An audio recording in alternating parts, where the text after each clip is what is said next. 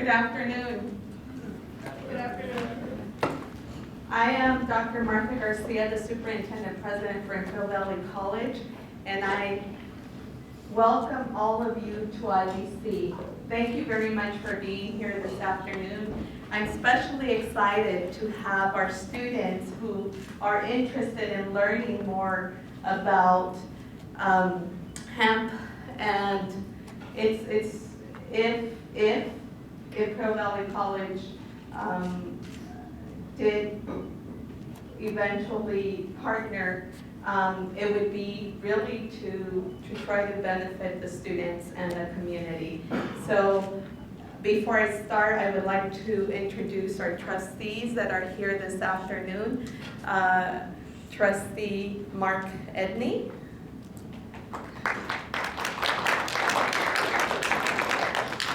Trustee Jerry Hart, and he is our chair for our board president, and Trustee Carlos Sigmund. And Trustee Steve Taylor. Thank you for joining us, trustees, and thanks to all of you for your interest. So I would like to provide an overview of the community college, Imperial Valley College, and a very brief overview as to why we're hosting this event this afternoon. During our forum this afternoon, you'll understand or learn about the difference between hemp and marijuana. You'll learn about our potential partnership with Primordia, and our focus is mainly to receive input from you and listen to some of the concerns that some of you may have. This is an opportunity to do that. I would like to convey to you all that Mr. Kelly will not be able to join us this afternoon. He had a conflict and he sends his apologies. So Imperial Valley College is one of the 115 colleges within the California Community College system. We served last year over 11,000 students, and during the fall semester we enrolled 8,500 students. Last year we experienced a growth in enrollment of over 8%. The majority of our students are female, and the majority of our students, which is about 62% of our students, are ages 18 to 24, which is traditional students. 58% of our students are first-generation college students. We offer 64 associate degrees and 56 certificate programs. And there are currently 2 additional degrees that are in the process of being approved. These are our top 10 majors, mainly registered nursing, administration of justice, psychology.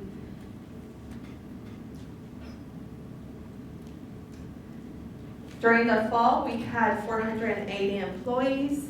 I anticipate that by fall 2019, we may have close to 500, if not 500 employees at Imperial Valley College.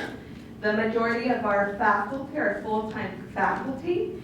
It is, in comparison to the state, a greater number. I want to focus on our mission. So this event is it reflects our commitment to be responsive to the community. The mission of Imperial Valley College is to foster excellence in education that challenges students of every background to develop their intellect, character, and abilities, to assist students in achieving their educational and career goals, and to be responsive to the greater community. It is our mission to be responsive to the needs of community, specifically as it pertains to emerging industries and preparing workforce for emerging industries. And our vision is to provide quality education that enriches lives and builds futures. These are our core values and they reflect our commitment to our students and the community. I won't go over all of them, but I'll definitely emphasize 2 of them. All people should have the opportunity to reach their full educational potential. And a college should strive for innovation and creativity.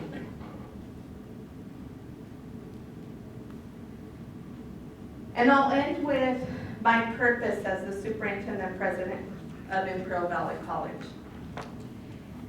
My purpose is to lead institutional transformation through forward-thinking change that makes students the center of our working environment and is focused on increasing success, equity, and access to higher education.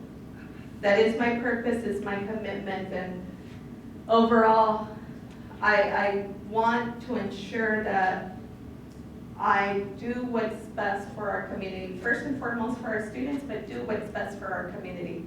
I'm born and raised in this community. I'm invested in what's in the best interest of our community, and I'm obviously definitely receptive and willing to do what I can to contribute to the betterment of our community. And we can only do that collectively. So I thank you for being here, and at this moment I'll transition to Sandra Mendivi.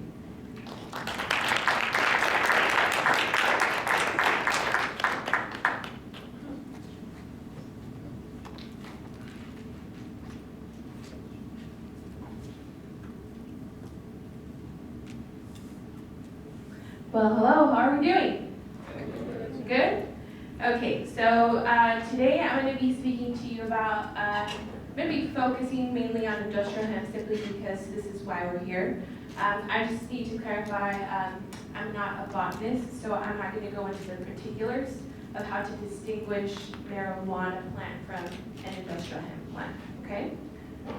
So marijuana, or how industry calls it cannabis, usually described as cannabis sativa, which is the plant bred for its potent blends, so high THC content. That's what the goal of growing marijuana is, right? Hemp is described as cannabis sativa, which contains a trace amount of THC. And by law, it has to test at less than 0.3% THC, okay? And it's mainly used for industrial purposes such as fiber, construction, oils, and ointments. And they are visually indistinguishable at their early stages. So regulatory-wise, what is the difference? So marijuana became approved for adult recreational use with the passing of Prop 64. And 3 state agencies regulate it, which is the Bureau of Marijuana Control, the California Department of Food and Ag, and the Department of Public Health. And Prop 64 also gave local jurisdictions, so cities and counties, the authority to permit and to regulate the cannabis industry. So they would have to be anyone wanting to cultivate for commercial purposes, to manufacture or process, retail sales, or testing and transport. They would need to obtain the appropriate licenses or permits. Imperial County allows the growing of commercial cannabis only in industrial zoned parcels. So it is very limited, okay? And this includes cultivation, which there is no limit on the amount of operations per our ordinance, but it can only be grown indoors, so no outdoor cultivation whatsoever. Manufacturing, we have no limit on the amount of operations, but for retail sales, for our virtual dispensaries, only 5 licenses are allowed, which to my knowledge, they have all been through a lottery process, and no one else can obtain those licenses. The same thing for a physical dispensary, with a caveat that it has to be a physical medicinal dispensary. For delivery, there are 5 licenses allowed in Imperial County. For testing, there's no restriction to the amount of labs. For distributions, there are 5 licenses allowed. So how can I grow commercial cannabis? Well, you must obtain the appropriate licenses with the city or the state or whatever jurisdiction you're in. For further information, you either contact your city, or if you're going to be growing on county land, you would need to contact our planning and development services. Now for industrial hemp. Prop 64 also included a provision for the California Industrial Hemp Farming Act of 2013, which allowed industrial hemp to be grown in California. And it is only regulated by the California Department of Food and Agriculture. The act was signed into law, which allows the commercial production as of January 1st, 2017, and created the Division 24 in the Food and Ag Code. A board was formed which would help advise CBFA of developing regulations and processes, and it excluded and established agricultural research institutions from limitations on THC contents, registration, and C-sorts approval. It also delegated local and state registration to the County Ag Commissioner's Office. Senate Bill 1409 was signed by the governor, and it became effective January 1st of this year, and it was considered a cleanup bill. And it basically removed the requirements that industrial hemp be certified on or before January 1st, 2013, removed prohibitions of certain cultivation practices, and it allowed county ag commissioners to collect the fee for registration. It also allowed the county board of supervisors to establish a registration or renewal fee. And because of Senate Bill 1409, industrial hemp in California is no longer